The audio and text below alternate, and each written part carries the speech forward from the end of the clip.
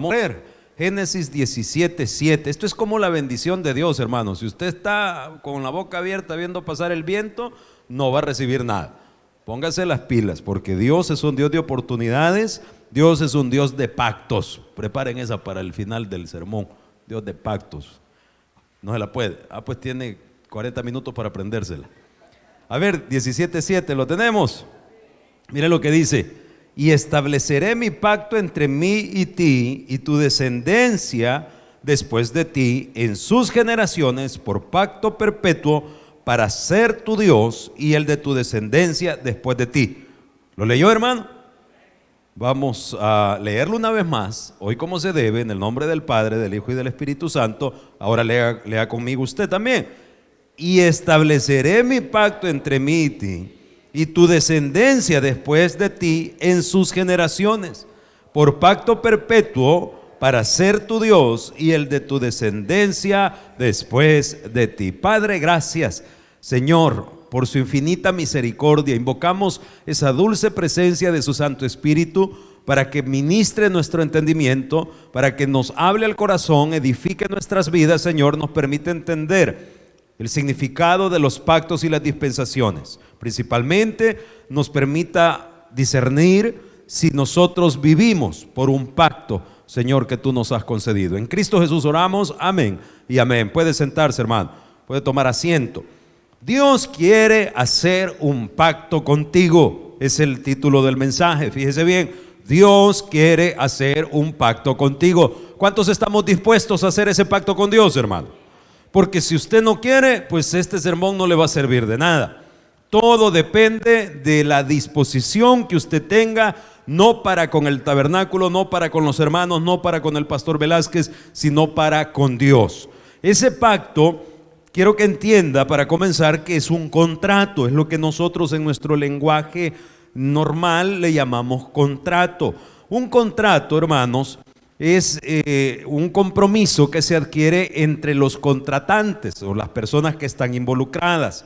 Hay contratos, en derecho nos enseñan características de estos documentos, que algunos son unilaterales, como por ejemplo el de la donación. Cuando yo quiero regalar algo, se le llama un contrato unilateral, porque las obligaciones caen solo en una de las partes. Los contratos, quiero que entienda que generan obligaciones para las partes involucradas. Para el que no esté involucrado no, pero para los contratantes sí. Entonces hay unilaterales, hay bilaterales, que es cuando los dos involucrados tienen compromisos que cumplir. Por ejemplo, algo bien sencillo es cuando usted compra algo. Eso se le llama compra-venta. Entonces, cuando se ha puesto de acuerdo sobre lo que usted está vendiendo, un lote, un carro, un mueble que sea, una cocina, entonces ese es el objeto del contrato. Y lo que está en juego es ver si usted se pone de acuerdo en el precio que va a pagar. Entonces los contratantes se le llaman comprador y vendedor, o vendedor y comprador, como le guste más. Entonces, cuando ya usted dice, bueno, me parece este artículo, es el comprador el que lo quiere adquirir, y dice el vendedor, lo vendo en $100. Ya cuando hay un acuerdo del precio, entonces el contrato pues se consolida, se confirma, y vemos las obligaciones que trae este contrato. Ahora, a veces los contratos llevan plazo y en otras ocasiones llevan condiciones. Una condición es un hecho futuro e incierto, así se define en derecho. Como por ejemplo, mire, se lo voy a vender si mi primo que viene de Estados Unidos me trae uno nuevo. Hay una condición. Es un acontecimiento futuro, pero es incierto. No sabemos si el primo va a salir de tacaño y no le trajo nada. Si no le trajo, pues usted ya no vendió el microondas o la cocina. Entonces, esa es una condición. El plazo es un acontecimiento futuro cierto, algo que no cabe duda que va a suceder. Se lo voy a vender el 30 de diciembre. ¿Va a llegar el 30 de diciembre algún día? Que usted esté vivo, quién sabe, ¿verdad? Pero se espera, va a llegar, porque el tiempo va avanzando. Entonces, los pactos o contratos generan obligaciones, amén. Algunas veces traen condiciones y otras veces traen plazos. Ahora, No es una clase de derecho, le quiero hablar de los pactos que Dios ha hecho con el hombre, con la humanidad. Porque a lo largo de la historia de la humanidad han habido no solo un pacto de Dios con nosotros, sino que han habido varios pactos. Y cada pacto ha generado sus obligaciones a los que se le llaman las dispensaciones. Diga conmigo, dispensación. No es aquel concepto de cuando usted choca con alguien y le dice, dispense usted, pase usted, no después de usted. ¿Me entiende? No es esa idea de dispensación. No, la dispensación en teología se define como la manera que tiene Dios de tratar con el hombre sobre su salvación. Fíjense bien, ese es el tema. No es sobre su bendición, no es sobre su servicio, no, es sobre su salvación. Un pacto genera una dispensación, es decir, una forma en la que Dios se va a entender con el hombre respecto de su salvación. Y así comenzamos con el listado. Tenemos nosotros 8 pactos, hermanos, y tenemos 7 dispensaciones. Primero tenemos, fíjese bien, el pacto edénico. Cuando Dios pone al hombre sobre el huerto del Edén, Génesis 2:16. Búsquemelo por favor. Ponga atención, vamos a ir avanzando. Esa pena, no crea que le voy a dar una clase de teología. Lo que quiero es que vaya usted comprendiendo la base que nos va a llevar a celebrar el nacimiento de nuestro Señor Jesucristo y con ello la seguridad de vida eterna. Por eso es que en esta hora vamos a tocar estos puntos. Entonces, Génesis 2:16, ¿lo tiene? Mire lo que dice la palabra del Señor. Mandó Jehová Dios al hombre diciendo: de todo árbol del huerto podrás comer, mas del árbol de la ciencia del bien y del mal, ¿qué dice? No comerás, porque el día que de él comieres, ciertamente morirás. Ok, Dios pone al hombre sobre el huerto del Edén como la corona de la creación, se le llama. ¿Cómo así? ¿Qué era más valioso? Los árboles, el paisaje, los ríos, los animales, las aves del cielo, los peces.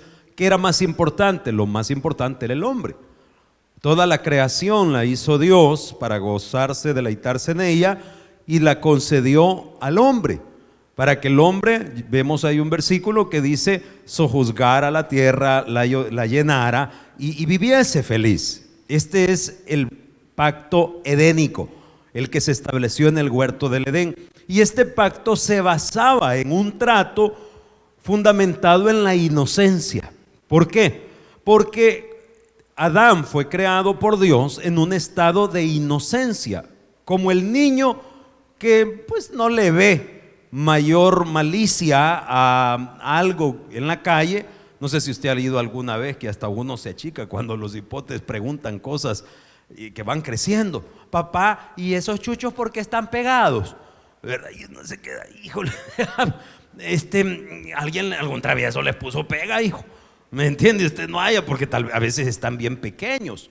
Entonces es bien delicado cuando los niños van creciendo en hogares de una sola pieza, porque hay ocasiones donde los padres no tienen el cuidado o el pudor de poder poner, aunque sea una cortina, para que la criaturita no vea cuando los padres intiman. Cosas que van a dañar su inocencia. Cuando el Señor dijo: de los tales es el reino de los cielos, hay que entender que cuando un niño muere, quien sufre pues son sus padres. Pero para Dios no se ha perdido nada. ¿Por qué? Porque ese niño pasa automáticamente a la presencia de Dios por su estado de inocencia. Y sabrá Dios de qué sufrimientos en esta vida habrá librado aquella criatura, hermano. Muchas veces nosotros no entendemos las cosas que Dios hace. ¿Cuántos saben que Dios es soberano? ¿Qué significa eso? Que Él sabe qué es lo que más conviene para mí, para usted y para todo aquel que en Él confía. Entonces hay ocasiones donde nosotros decimos: ¿por qué Dios permite eso? Dios en su soberana voluntad decidió que era lo mejor, hermano. Entonces el estado de inocencia era lo que vivía Adán e incluso Eva en su momento, porque más adelante en lo que acabamos de leer dice que Dios vio que no era bueno que el hombre estuviera solo. Ya se le quedaba viendo quizás a las cabras que pasaban allí brincando. Y mire, Perdóneme, pero usted sabe que en nuestro medio hay personas quizás criadas de manera tan bestial o tan perversas en su desarrollo que perdieron la inocencia, sabrá Dios de qué manera, que terminan incluso hasta llegándose a las bestias, llegándose a los animales. Eso no es agradable a los ojos de Dios, no es normal, no es de una persona, no rompe completamente el orden natural. Nunca Dios diseñó las cosas así. Mas sin embargo dice la Escritura que vio que a Adán, que no era bueno que estuviera solo. A ver, ¿por qué? A ver qué le habrá visto al pobre. Ahora, él estaba en un estado de inocencia. Le hace a su pareja, los pone a hacer niños, pero eso no les hizo perder su estado de inocencia. ¿Por qué? Porque la relación íntima dentro del orden establecido por Dios no tenía nada de aberrante ante la presencia de Dios y ante la santidad de Dios. En la religión tradicional se enseñaba, no sé si hasta la fecha, que el pecado original era la relación sexual del hombre y la mujer. Pero eso no fue lo que rompió la inocencia, el pacto. No fue lo que hizo cambiar la dispensación. ¿Qué fue lo que lo hizo cambiar? Que dice en el verso 17, del árbol de la ciencia del bien y el mal, que le dijo, no comerás. Esa era la única obligación que Dios le había puesto al hombre. Hey, mira, todo esto es tuyo, te voy a bendecir, te he dado tu esposa, tenés a tu esposo para que ustedes disfruten de todo lo bueno que yo les quiero dar. Solamente les voy a poner una condición. ¿Qué condición? No vas a comer de ese fruto que está en el huerto del Edén. ¿Por qué? Porque Dios ha dicho que no. Porque Dios es soberano. Porque las cosas no van a ser como usted quiere o como su capricho quiere, sino que como Dios lo ha establecido, porque por eso Él es Dios. Amén. Entonces, viene Adán y Eva y de repente usted sabe, se encuentra en el capítulo 3, vemos, no es culto de familia, pero vemos ahí un error garrafal, que la niña Eva andaba en la fiesta ella sola y se encontró al cachudo. Oh, la Evita, ¿verdad? Y se le empezó a cuentear. Ahí no aparece don Adán. ¿Dónde andaba Adán? No sabemos. Yo siempre he pensado que quizás el viejo, como se durmió y cuando despertó le habían hecho una maestra chulona a la pan, quizás estaba dormido otra vez. Dijo, tal vez me hace el milagrito de nuevo. Entonces, Eva es engañada, la serpiente la enreda, ella desobedece, va donde su marido, lo invita a desobedecer la orden de Dios.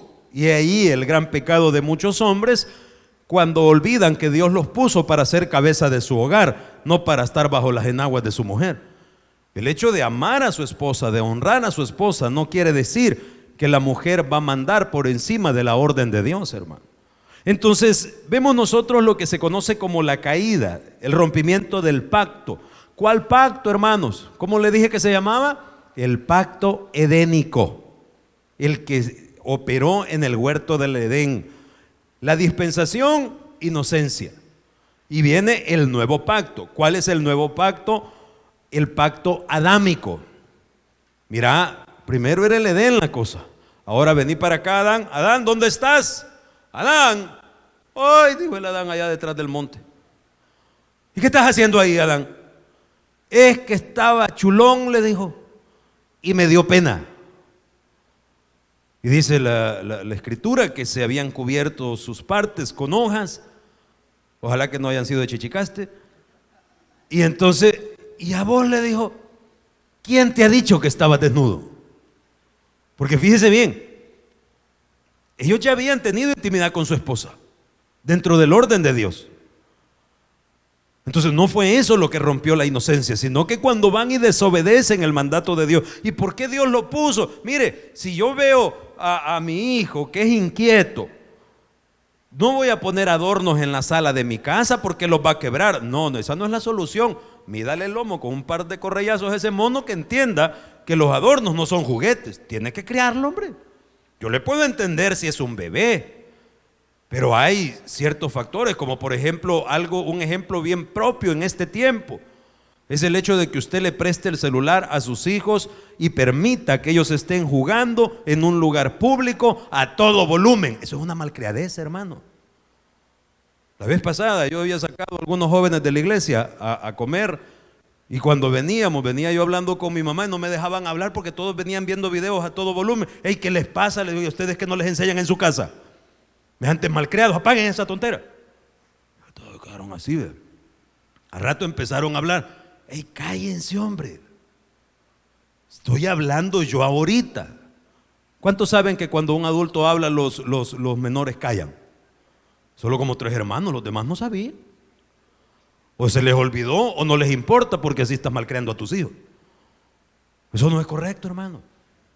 Entonces son pequeños aspectos que empiezan a marcar una gran diferencia en lo que Dios tenía planeado para tu familia, tu hogar. Entonces vemos nosotros ahora que Dios llama a Adán y le dice: mira, ¿por qué comiste del fruto que te dije que no comiera?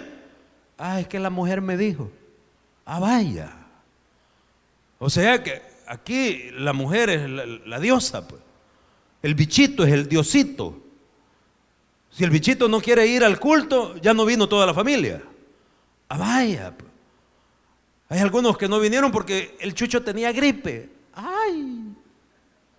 No me va a creer que ya en nuestro país hay hospitales de 24 horas para perros, para aquel que necesite un doctor de emergencia.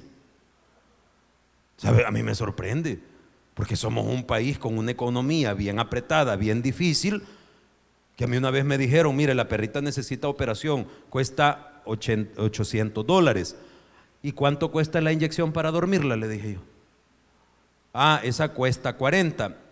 Mejor le digo a un peínese que me le pegue un tiro. Ay, qué crueldad. No, crueldad, es que la dejé desrabadillada porque otro perro grande le había agarrado y le quebró la columna. No, y me dijo una hermana: yo la voy a cuidar. Todavía el veterinario me dijo: dejar esta animalita para que empiece a moverse es dejarla con un dolor de columna vertebral quebrada por lo menos 1 año. ¿Qué era más cruel? ¿Ponerla a dormir o tenerla 1 año con la columna quebrada? Se lo dejo en sus manos. Pero hay cosas que no son, hombre. Hay cosas que no van. Y eso, claro, usted sabrá en su hogar, su manera que lleva la vida. Pero viene Dios y le dice a Adán: hey, vos sos con quien yo me voy a entender. Es que mira, Señor, Eva, vení, mira, explicarle al Señor. Yo no tengo que hablar con tu mujer, le digo. Yo con vos voy a hablar. ¿O no le han dicho alguna vez sus hijos: mira, mamá, fíjate que te quieren pedir permiso para que yo vaya a la fiesta? Yo que tengo que hablar con otro mono, si mi hijo sos vos, no sé el otro. ¿Qué tengo que estar yo hablando con otra gente? Entonces Dios va a hablar contigo. Y viene, vea por favor Génesis 3:15. Esto es lo que se conoce como la promesa mesiánica. Mire lo que dice Génesis capítulo 3 verso 15. ¿Lo tienen, hermano? Veamos desde el 14.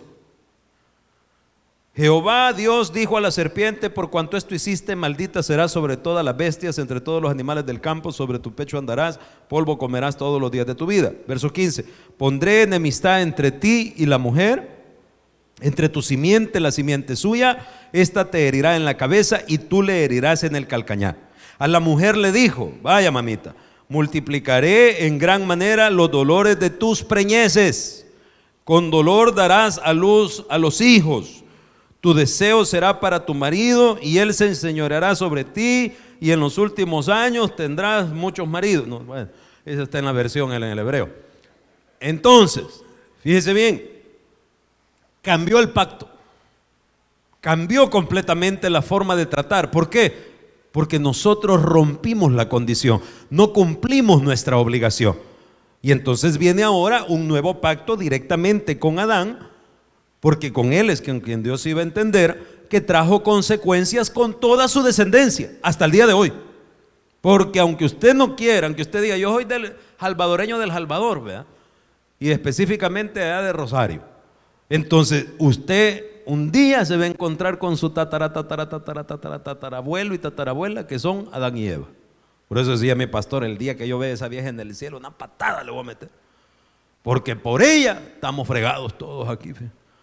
No hubiera calor, no hubiera frío, no hubiera enfermedad, no hubieran jaranas, hermano.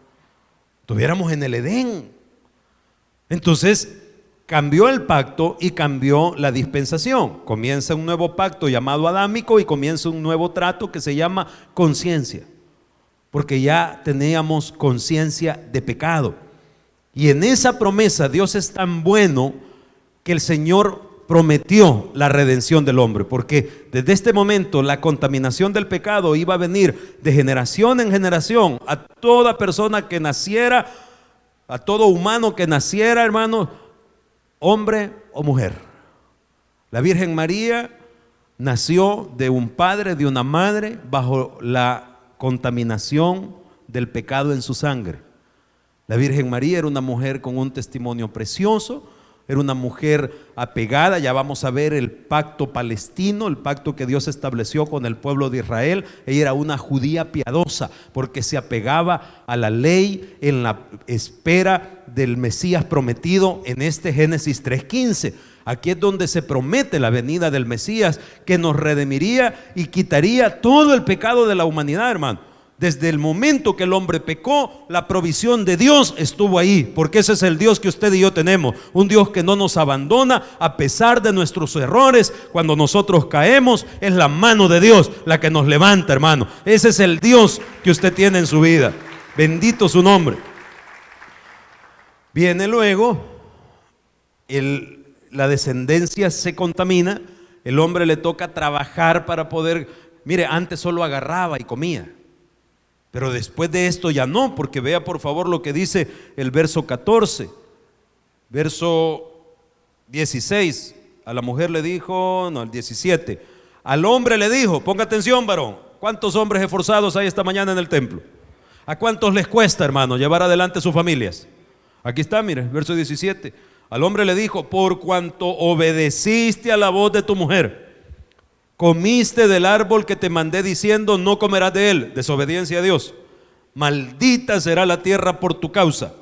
Con dolor comerás de ella. ¿Cuándo? Todos los días de tu vida.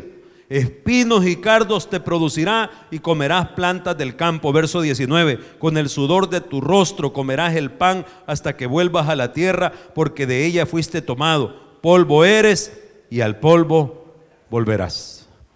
Ese es el hombre bajo la sentencia del pecado. Eso es lo que usted y yo vamos a vivir si no entendemos que hoy ya no estamos bajo el pacto adámico, ya no estamos por la conciencia, ahora estamos por la gracia de nuestro Señor Jesucristo. Cuando hablamos de entrar a la gracia de nuestro Señor Jesucristo, hermano, si bien es cierto, seguimos siendo humanos en una vida difícil, en un mundo lleno de tribulaciones y angustias. Usted lo que menos espera es una noticia de un familiar que ha muerto. Ayer estábamos en la cena y una familia salió llorando porque les acababan de matar a un pariente. Cosas a las que estamos expuestos todos, hermano. Cosas que uno a veces se pregunta, ¿por qué Dios? No, hermano, esta es la vida que tenemos.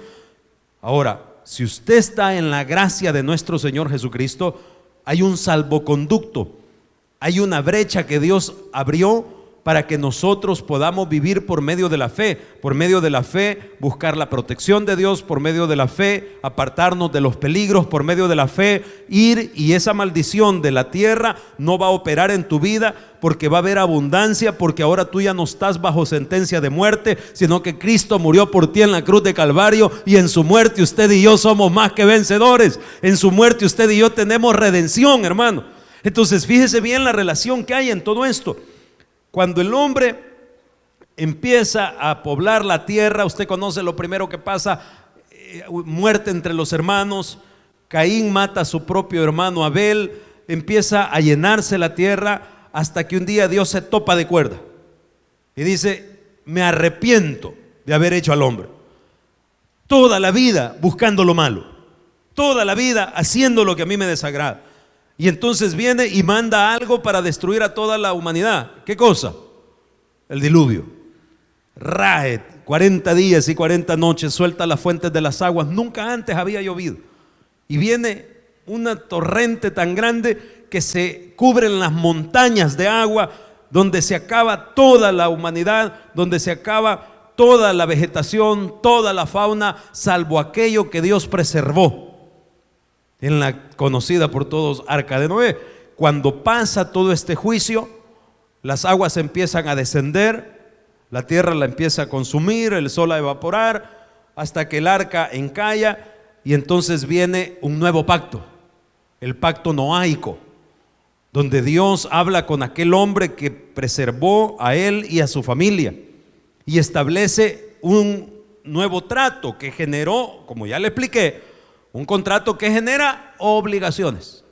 El pacto con Noé, veníamos del pacto del Edén, luego el pacto con Adán, luego el pacto con Noé. Entonces el pacto noáico generó lo que se llamaba el gobierno humano. El gobierno humano es una nueva oportunidad para la humanidad. Dios en su infinita misericordia se dolió de haber destruido todo y dijo: nunca más volveré a destruir la tierra con agua. Con agua. La próxima es con fuego, porque los elementos arderán, dice la Escritura. Entonces, nunca más va a volver otro diluvio, nunca más el Señor va a raer con todos hasta el final de los tiempos. Entonces se entabla un nuevo pacto y llama a Noé y le dice: mira, Noé, vamos a hacer un pacto contigo, les vas a enseñar a las generaciones que nazcan después de ti, porque cuando vemos nosotros Adán y Eva fallar, entonces de pronto decimos: ¿y de dónde se pobló la tierra? Pues de sus hijos, que se llegaron a sus hermanas y empezaron a proliferar la tierra. Pero cuando decimos Noé y que le dice Dios: vamos a hacer un pacto, Noé, entonces allí no podemos presumir que hay alguien más allá afuera. Allí sí que no hubo nadie más allá afuera, porque toda la tierra se inundó. Amén, ¿se entiende? Entonces los que después llegan a contaminarse y a pervertirse es la misma descendencia de Noé. Noé lleva a 3 de sus hijos, Sem, Cam y Jafet. De Cam viene la descendencia de los cananeos, que más adelante, cuando Dios saca a su pueblo de Egipto y los lleva a la tierra prometida, expulsan y en muchas ocasiones les da órdenes incluso de matar hombres, mujeres, niños, ancianos, animales, todo. ¿Por qué? Porque eran pueblos consagrados a adoraciones satánicas. Por eso, ¡ay, qué barbaridad, pastor! ¿Cómo podía la gente hacer así? Mire, el pastor Efraín de aquí de Miraflores me dice: pastor, deme un consejo. Viene un hermano, me pide que vaya a orar por su suegra, porque a la señora le han hecho un mal. Ahorita la señora la está tratando el brujo, y entonces quieren que yo vaya a orar por ella, porque dice que tiene una serpiente enrollada en la cintura. Yo creo que en el cerebro la ha de tener. Entonces, ¿qué hago? Usted no tiene nada. Primera pregunta: ¿la señora se congrega con ustedes? Porque si me dice sí, no, me vieja, denle en fuego. ¿Cómo me va a decir que usted se congrega en la iglesia y que está yendo donde el brujo para que la cure? No, ella no se congrega. Vaya, pongamos que lo que se pretende es ir a ganarla a Cristo, ¿ok? Y el que le pidió que fuera a orar por la señora, sí se congrega con usted. Porque yo quería saber, deducir responsabilidad, porque si es el yerno y él es el que la está chineando para ir a meter donde el brujo, también hay que meterle juco corronea de este dundo. No, me dijo, nadie, son conocidos. Mire, pastor, yo le quedo mal a mi gente, que no tengo mucho tiempo para poderlos visitar, mucho menos que voy a andar visitando locos de allá afuera que están visitando brujos. O sea, yo en lo personal no lo... Ahora, si usted tiene un corazón tan grande que le alcanza a ver a su congregación y todavía ir a ver a los de allá afuera, gloria a Dios, pastor. Pero si lo hace, quiero que llegue con autoridad. Y quiero que le diga: ¿dónde está toda la familia? Vaya, vengan todos acá. O me reciben a mi Jesús en este momento y rompemos todo pacto con Satanás y con el brujo, o no tenemos más que hablar y yo me doy la vuelta y por donde vine me regreso. Porque yo no voy a venir a orar por una persona que cuando yo me vaya va a venir después el brujo a orar por él, a hacerle su menjurio. ¿A qué a orar? A hacerle su saumerio. O estamos de la mano de Dios o usted váyase con el cachudo. Así de sencillo. Yo no voy donde el brujo, pero yo, pues usted sabe que la crucecita de palma en la cabecera de la cama, ¿me entiende? Y la candelita a San Simón. No moleste, hermano. La misma tontera es. No, lo mismo. Usted anda buscando amuletos para que el negocio prospere, todo eso se llama brujería. Y lo peor de todo, que le han visto la caredundo, porque la mayoría de esos son charlatanes. Entonces nosotros no jugamos con eso. Cuando viene Dios Y le dice a Noé: vamos a hacer un pacto contigo. Toda esa gente eran adoradores de demonios, la descendencia de Cam. ¿Sabe quiénes son el día de hoy? Todos esos negritos del África que se están muriendo. Todos, usted nunca se ha preguntado por qué esas condiciones tan extremas en aquellos rincones de la tierra. Ellos son la descendencia de Cam, de todas esas naciones adoradoras de demonios. Ahora, en el sentir humano, claro, nosotros no podemos decir: ay, que se muere. No, y uno dice: puchica, pobrecitos los niños. Sí, pero aunque los hijos no pagarán los pecados de los padres en la gracia de Cristo, sus hijos van a pagar las consecuencias de sus decisiones, papito. ¿Se entiende? Si usted como hijo creció bajo una enseñanza errónea de buscar santeros, de andar para arriba y para abajo, rompa con esa maldición hoy y decídase a servir al Rey de Reyes y Señor de Señores, porque el trato con Dios es personal. Pero nosotros muchas veces decimos: ¿por qué esto? Es que Dios visitará la maldad de los padres sobre los hijos hasta la tercera y cuarta. No, Jesucristo dijo que no. Eso era antes, eso era en la consecuencia, porque le voy a contar algo. En este nuevo pacto del gobierno humano es donde se aplicaba la ley del talión. La ley del talión es ojo por ojo, diente por diente. En aquella época, en la época que se desarrolló después de todo esto, hermanos, viene la cultura mesopotámica. Eso es lo que en la historia universal se le llama como la cultura mesopotámica. El pueblo de Asiria es el que más renombre tomó y el que desarrolló leyes. Un código de leyes que se le llamó el Código de Hammurabi, que hasta el día de hoy nuestras legislaciones latinoamericanas están muy influenciadas por esas disposiciones que datan, hermanos, de los tiempos súper antiguos. En el Código de Hammurabi había disposiciones tan estrictas como esta. Si una persona era encontrado robando, decía la ley de Hammurabi que había que cortarle 5 manos. Así de estricta era. ¿Y cómo hacemos para cortarle 5 manos al ladrón si solo tiene cuántas? Solo tiene 2. Le cortaban las 2 de él, las 2 de la esposa, y le cortaban una a un hijo. Ese era el Código de Hammurabi. En las disposiciones que Dios le dio a Noé, las cosas, vea por favor, eran un poquito, porque acuérdese que en el trato con Dios, vaya conmigo a Génesis 9:16. Génesis 9:16. En el Señor hay misericordia. Mas sin embargo, en aquel tiempo el Señor le establece a Noé, dice, vea por favor, Génesis, ¿lo tiene? No es el 16, veamos el 3. Vamos desde el 1, 9:1. Bendijo Dios a Noé sus hijos, les dijo: fructificad, multiplicad la tierra, llenadla. El temor y el miedo de vosotros estará sobre todo animal de la tierra, sobre toda ave. Verso 3, todo lo que se mueve y vive será para mantenimiento. Saltémonos al 5. Ciertamente demandaré la sangre de vuestras vidas. De mano de todo animal la demandaré, y de mano del hombre varón, su hermano, demandaré, ¿qué cosa? La vida del hombre. Ningún hombre está facultado para tomar la vida de otro. ¿Sí? En el Levítico después se establece ojo por ojo, diente por diente, vida por vida, piel por piel, le dijo Satanás a Dios cuando hablaban de Job. No, hombre, le dijo, piel por piel, el hombre dará todo por su vida. Toca su piel, toca su vida, a ver si no blasfema en contra de ti. ¿Se acuerda cuando Satanás habla con Dios y le da permiso de tocar la fe de Job? Entonces, eran tiempos terribles donde Dios puso al hombre la responsabilidad de que usted iba a cosechar los frutos de sus decisiones para salvación. Fíjese bien, esta es la clave, porque nosotros decimos: pastor, pero eso aplica hoy, pero no para salvación. Pero no para salvación, es para como usted quiera vivir. Usted quiere vivir en desorden, va a vivir en derrota. Usted pone en orden su vida bajo la palabra de Dios y ante la presencia de Dios, no de los hermanos. ¿Se entiende esto que le estoy diciendo? Poner en orden ante la presencia de Dios, no de los hermanos. No es de que los hermanos me van a ver, no, es de que sepa usted que Dios sabe lo que andamos haciendo. Entonces, cuando nosotros honramos a Dios, pues las bendiciones vienen.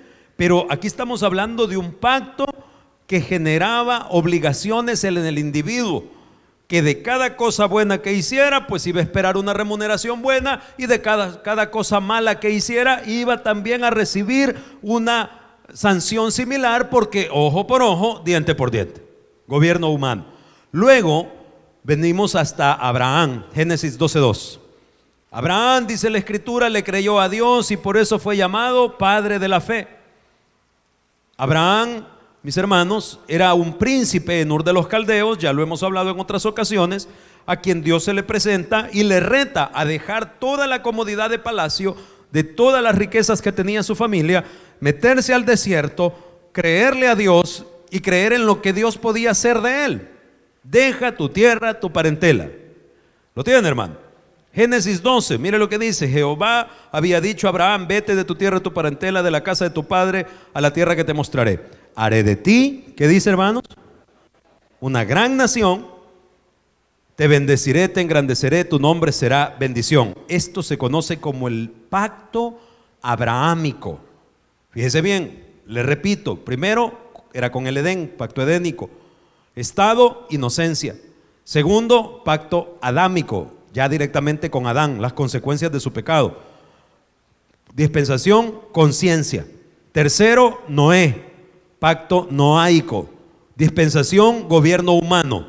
Lo que sembrés, eso vas a cosechar directamente. Luego viene Abraham, pacto abrahámico. ¿Y cuál era la dispensación? La promesa. Dios le prometió a Abraham, y Abraham, ¿qué hizo? A ver, ¿qué hizo Abraham, iglesia? Creyó. Allí empezamos a ver lo maravilloso de creerle a Dios, de meterse al desierto, de hacerle frente a la dificultad, porque usted ha creído en un Dios que lo que promete, hermano, lo va a cumplir en su vida. Ese es el pacto abrahámico. Luego viene otro personaje, Moisés. Moisés. ¿Y qué es lo que Moisés obtiene? Un pacto mosaico. Vaya conmigo a Éxodo 19:5. Génesis, Éxodo, capítulo 19, verso 5. ¿Lo tiene? Éxodo 19:5. ¿Lo tenemos, hermano? Mire lo que dice 19:5. Ahora pues, si dieres oído a mi voz y guardares mi pacto, vosotros seréis, ¿qué dice? Mi especial tesoro. ¿Sobre qué, hermano? Sobre todos los pueblos, porque mía es toda la tierra. Mía es toda la tierra. ¿Cuántos quieren una casa propia? Usted tal vez no la tiene, mi padre la tiene en sus manos. ¿Cuántos anhelan bendiciones específicas en esta vida, hermano? Usted no la tiene, ni es suya, ni lo que hoy ostenta bajo su título es suyo. Porque si a mi padre le placiere sacudir sus bases y demostrarle quién es el rey soberano, hermano, aún hasta su mayor riqueza desaparecería de la noche a la mañana. Póngale atención a esos casos, porque David lo dijo un día, no sé si es el Salmo 30, que dijo: en mi prosperidad, dije yo, no seré conmovido jamás. No, hombre, hermano. Yo he escuchado gente decir: tengo tanto dinero que lo que me resta de vida no me alcanza para acabármelo. Me parece exagerado, ¿verdad? Porque alguien así no viviera aquí. Alguien así ya no viviera aquí. Pero probablemente sea cierto en el sentido de que muchas veces estas personas que tienen tanto ni comen, hermano, porque les hace daño, porque no les gusta o porque no tienen tranquilidad en su corazón. Decía mi pastor: qué rico es comerse una peseta de yuca sentado en la cuneta, ¿verdad? Tranquilo, sin que nadie lo persiga, porque por el contrario, dice la Biblia, huye el impío sin que nadie lo persiga. O sea, aquel miedo, aquel terror que la gente anda de que ¿qué me van a hacer? Ya me va a pasar. Hermano, vuelve a Jehová, vuelve a tu pacto, porque estamos viendo pactos que ya fueron derogados, pactos que ya no aplican, porque el que tenemos hoy es mejor, es mayor que todos ellos. Y aún aquí vemos nosotros una cosa preciosa donde le dijo primero a Abraham que lo iba a llevar a una tierra, a una descendencia, hermano, enorme, que todas las naciones de la tierra serían benditas en él. Ya eso era algo grande, más grande que lo que tal vez él había podido alcanzar. Ahora vemos nosotros un pacto mosaico en el cual Dios le da su ley, porque esta es la dispensación. Aquí empieza la ley. Con el pacto de Moisés comenzamos a recibir la ley. Usted sabe que Moisés saca al pueblo de Egipto, y cuando Moisés sube al monte, Dios le da, ¿qué cosa? Las tablas de la ley. Entonces empieza el pacto de la ley. Éxodo 19:1, vea el 1. El mes tercero de la salida de los hijos de Israel de la tierra de Egipto, y del mismo día llegaron al desierto de Sinaí. Había salido de Refidín, llegaron al desierto de Sinaí, acamparon en el desierto, y acampó ahí Israel delante del monte. Verso 3. Y Moisés subió a Dios, Jehová lo llamó desde el monte diciendo: así dirás a la casa de Jacob y anunciaréis a los hijos de Israel. Empieza a dar toda la ley a Moisés. Ahora, me interesa que usted haga una relación aquí. Si anda bolígrafo, apúntele ahí Romanos 3:20. A ver, pantalla, búsqueme Romanos 3:20. ¿Qué le dijo Dios a Moisés y qué es lo que Cristo o el Señor nos da en el Nuevo Testamento? ¿Lo tiene? Señores, dijo, por las obras de la ley ningún ser humano será justificado delante de él, porque por medio de la ley es el conocimiento del pecado. Vaya conmigo a Gálatas 3:24. A ver, pantalla. Gálatas 3:24. De manera que la ley ha sido nuestro ayo para llevarnos a Cristo, a fin de que fuésemos. ¿Por qué? Porque por la ley, ¿cuántos serán justificados? Nadie.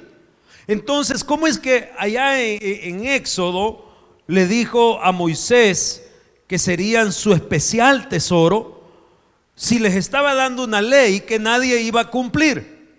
Una ley por medio de la cual nadie se iba a justificar. Es que era necesario que se diera la ley para demostrarle al hombre, al ser humano, que no la puede cumplir. Entonces la ley se constituye en el ayo. El ayo es la muchacha que cuida al niño, la nodriza, el siervo que lo lleva a la escuela y lo trae. Ese es el ayo. Porque cuando yo me voy a la ley, cuando yo digo que el árbol, que las estrellas, que las luces, que las mujeres que andan en tacones, que los que se pintan, ya me juzgué yo solo, porque estoy criticando a medio mundo, y también esto es pecado. Nadie puede ser justificado por las obras de la ley. Entonces, ¿qué hago? La ley me lleva y me empuja y me hace ver a un Cristo que murió, que resucitó, pero que está sentado a la diestra del Padre y que vendrá por mí si yo he sido lavado con su sangre preciosa. A un Cristo dador de salvación y de vida eterna. Entonces, mis amados, todos estos pactos y dispensaciones nos están llevando ¿a quién? A Cristo. A Cristo. A que dejemos de juzgar, a que dejemos de hacer lo malo. ¿Por qué? Porque ahora tu trato es con Cristo. Ahora, hay un par de aspectos, fíjese bien. Le da Dios a Moisés la ley en general, las normas de vida, las que nadie puede cumplir, pero empieza el Señor a reducir el círculo. Y después del pacto mosaico encontramos en Deuteronomio 33 lo que se conoce como el pacto palestino. Dios escoge una nación santa, un pueblo sobre el cual llevaría o nacería el Salvador de la humanidad. ¿Qué pasó con la pantalla? Cuando yo doy un versículo, búsquelo, papito. Ahí está, Deuteronomio 33. Entonces Jehová dice: hará volver a tus cautivos, tendrá misericordia de ti, volverá a recogerte de entre todos los pueblos donde te hubiera esparcido Jehová tu Dios. Fíjese bien, esto lo escribe Moisés porque es en Deuteronomio, parte de la Torá, del Pentateuco, los primeros 5 libros de la Biblia, que fue atribuido su escritura a Moisés. Obviamente el final de estos libros pues tuvo que haber sido alguien que lo concretara de acuerdo a las enseñanzas de Moisés, porque no pudo haber escrito y termina el último libro y se murió, ¿verdad? Entonces en los primeros 5 libros encontramos esto, Pero luego dice que el Señor hará volver a los cautivos y tendrá misericordia y hará una nación. ¿De qué está hablando? Aquí hay un valle profético. Valle profético se refiere a las cosas que tuvieron un cumplimiento histórico y a las cosas que van a cumplirse después de la tribulación. Entonces, el cumplimiento histórico, ¿cuándo fue? Fue en mayo de 1948, cuando se nombra la nación, el Estado, se formaliza el Estado de Israel, que Dios manda traer a todos sus hijos y hacen una nación que hasta el día de hoy Dios respalda, a pesar que vive en el centro de todos sus enemigos. En el centro de, mire, todos los que rodean a Israel lo quieren destruir. Así que, y usted está chillando porque le hicieron un chambre en el trabajo. Y usted ya no quiere venir al culto porque hay mucho problema ahí en el vecindario. No, hombre, hermano. Tenemos un Dios que es el Dios de la batalla y va delante de nosotros. Pero nosotros tenemos que constituirnos como guerreros de los ejércitos de Cristo. Déjele sus debilidades a Él. Usted solo párese bien y avance de acuerdo a la orden del Señor, hermano. Estamos cerrando un año. Dios puso en mi corazón que les enseñara, para algunos les recordara lo que son los pactos y las dispensaciones. ¿Por qué? Dios es un Dios de pactos. Dios tiene un pacto contigo, lo tienes tú con Él. No se puede soltar cuando usted piense en renunciar a su ministerio, cuando usted piense en dejar de servir, cuando usted piense en abandonar su iglesia, donde Dios te puso. Donde Dios te puso. Entonces pregúntese cuál es el pacto que tiene. Porque si somos retama, monte, chiribiscos que el viento mueve de un lado para otro, allí no hay pacto. Y no te engañes, allí no hay prosperidad tampoco. Allí no hay visión, no hay un sueño que se va a cumplir. A mí me aflige esta etapa de la vida a mis 28 años. Ya uno piensa en el tiempo que queda. Cuán rápido usted se cansa con todos los trajines que toca. Yo pensé que esta semana me iba a quedar un poco más despejada. Me ha tocado ir a San Salvador y regresar ya anoche. Ayer estuvimos en la graduación de mi hija. Había que estar allá a las 7 de la mañana para poder pasar el tráfico del Jaguar. Había que salir antes de las 6. Habíamos dormido tarde. Después la cena, el movimiento. Yo estaba muy pendiente de que todo funcionara. Tenía todo el deseo de irme a sentar en cada mesa, de partir un rato con ustedes. La noche se fue así. Una vez más le fallé, pero el propósito era que usted se gozara de todo lo que estaba haciéndose. Sin embargo, uno dice, puchica, y veo a mi hijo de 6 años. ¿Me irá a alcanzar la vida para ver a este por lo menos de 30? Y no estoy hablando de que Cristo venga, porque ahí nos vamos todos. Bueno, casi todos. No sé quién se queda. ¿Y sabe cuál es mi única respuesta a la preocupación que yo o que cualquiera podamos tener del mañana? Permanecer en el pacto que Cristo tiene conmigo. Mientras yo no me suelte de mi Señor, yo puedo confiar que Dios va a hacer lo necesario. Confía en Jehová, dice la Escritura. Él hará. Yo no puedo. Ahora, esto me lleva a una cosa preciosa que yo quiero que usted sepa. Pacto davídico. Segundo libro de Samuel 7:16. Dentro de toda la dispensación de la ley, aquí no hemos cambiado, aquí estamos en la ley. La ley comenzó con Moisés, continuó con el pacto palestino, donde Dios le dice al pueblo, ustedes serán mi nación, ustedes van a marcar la diferencia. Pero después viene y le habla a una familia, le habla a un hombre, a David. Segundo libro de Samuel 7:16. Despierten, niños, despiértenme al que esté en la computadora. 7:16. Miren lo que le dice Dios a David: será afirmada tu casa, tu reino para siempre delante de tu rostro, y tu trono será estable. ¿Sabe a quién se lo está diciendo Dios? A el rey David. Pregunto, ¿el rey David era bueno? ¿Ah? Dice que él no era bueno. ¿Alguien aquí es bueno? ¿Cuántos estamos de acuerdo que Dios es bueno? Él es bueno.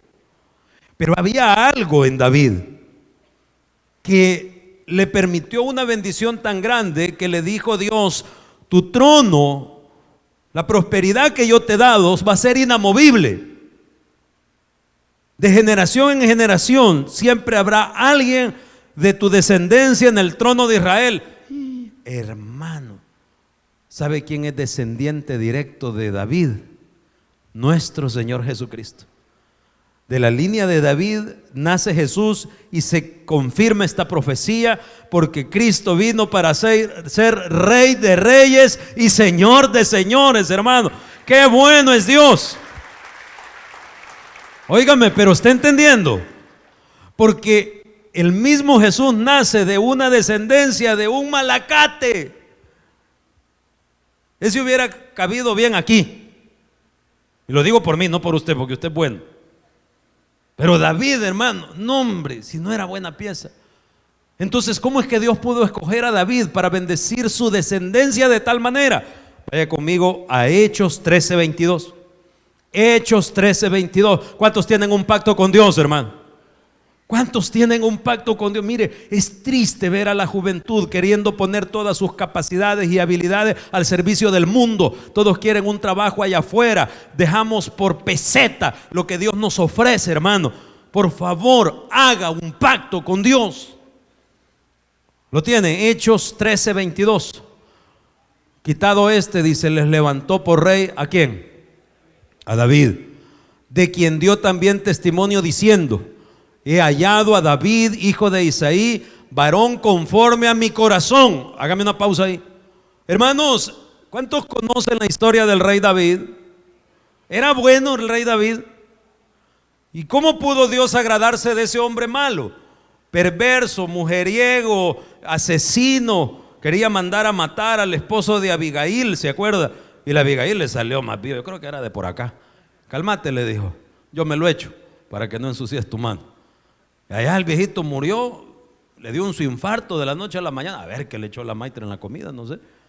Y ya cuando ella enviudó, entonces el rey David, tan bueno que era David, redimió a la viudita. ¿Verdad? Porque eso era bien visto en la sociedad. Pues bichita le dijo, angache con chupapa, venga para acá, comadre. Nos murió el compadre. Y ya, ahí no había pecado, ¿verdad? Porque pobrecita la viuda, ¿me entiendes? Había que consolarla. Entonces, ese era David. Ese era David. Un hombre que cuando usted lee la historia de cómo llegó a ser el rey de Israel, hubo bastantes conflictos. No todas las tribus lo querían a él de rey, sino que hubo que hacer un montón de movimientos donde siempre hay uno que otro muertito. Porque usted sabe que un tirito a cualquiera se le escapa. Esas cosas pasaron. Una vez vi yo un documental del rey David por National Geographic. No, hombre, el tipo lo presentaban como que era el conde Drácula. Todos los que había matado para poder llegar al reino. Póngale que haya sido la mitad. Vea, si usted sabe que los hermanos chupamos poquito, ¿verdad? Pecamos poquito. Y alguno dirá, matamos poquito. ¿Entiende? No sé, ahí se lo dejo a usted. Yo no sé cuál es su rollo. Pero mire lo que dice el verso. Cerremos el Hechos. Varón conforme a mi corazón, ¿quién? Vea la última línea. ¿Quién hará lo que David quiere? Lo que David quiere. Lo que Dios quiere. ¿Está entendiendo? Aquel hombre perverso, aquel hombre lleno más de errores que de virtudes. Dice la Biblia que Dios lo encontró hecho conforme a la medida de su corazón, porque lo que Dios le pedía a David que hiciera, David iba y lo hacía. ¿Qué te ha pedido Dios a ti? ¿Dónde te puso Dios a servir? ¿Cuál es el pacto que tienes con Dios? No te movas de ahí, hermano. Porque a pesar de nuestros errores, la misericordia de Dios está sobre nosotros cuando hay un pacto. Y ese pacto que nosotros tenemos con Dios es a través de Jesucristo, su Hijo, el nuevo pacto que Él nos regaló por la sangre de Cristo, hermano. Vaya conmigo a Mateo 26:26. No se preocupe, ya con esto termino. Mateo 26:26. Todo lo que hemos revisado esta mañana nos lleva a esto. Los pactos previos, si bien es cierto, algunas de sus circunstancias tienen como aplicación, pero todos fueron derogados por un nuevo pacto, todos fueron cancelados por un nuevo pacto. Mateo 26, 26, ¿lo tiene? Mire lo que dice: mientras comían, tomó Jesús el pan, bendijo, lo partió y le dio ¿a quién? A sus discípulos, y dijo: tomad, comed, esto es mi cuerpo. Tomando la copa, habiendo dado gracias, les dio diciendo: bebed de ella a todos. Verso 28, porque esto es mi sangre, ¿de qué? Del nuevo pacto, que por muchos es derramada para perdón, para perdonar sus pecados. Y os digo que desde ahora no beberé más de este fruto de la vid hasta aquel día que lo beba de nuevo. ¿Con quién? En el reino de mi Padre. ¿Cuántos vamos a sentarnos a la mesa con nuestro Salvador, hermano? Mire qué precioso. Este es el nuevo pacto. Ahora, quiero que entienda una cosa para cultura teológica suya.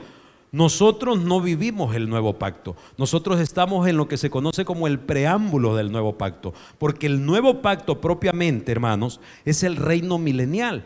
Es el nuevo pacto que Dios establecerá con su pueblo Israel, quien hoy por hoy está cegado, le rechaza, porque para que nosotros entráramos a la gracia, su pueblo le rechazó. Dice: a los suyos vino, mas los suyos no le recibieron, mas a los que le recibieron se abrió la gracia para nosotros, nos dio potestad de ser hechos hijos de Dios. Y entonces Cristo nos redime, comienza la era de la iglesia, que es la que estamos en lo que se conoce como la gracia de nuestro Señor Jesucristo, y el reloj de Dios está parado. ¿Por qué? Porque el día y la hora nadie lo sabe, solo el Padre. Cuando Cristo haga sonar esa trompeta celestial, seremos llevados a su presencia. Entonces se activa el reloj. Viene la semana 70 de Daniel, 7 años de gran tribulación, al final de los cuales viene Cristo con usted y conmigo a reinar, hermanos, y a entrar al milenio, que es el nuevo pacto de Dios con su pueblo. Y nosotros en una dispensación preciosa donde dice la Biblia: jamás nos apartaremos nunca del Señor, hermano. Ese es el regalo que Cristo te ha dado. Dele fuerte el aplauso al Rey. Bendita su palabra. Gracias, Señor. Permítenos discernir los pactos y las dispensaciones. Entender, Señor, que cuando mi corazón, a pesar de mis errores como David, puedo rendir mi corazón y puedo obedecer a lo que me mandas, entonces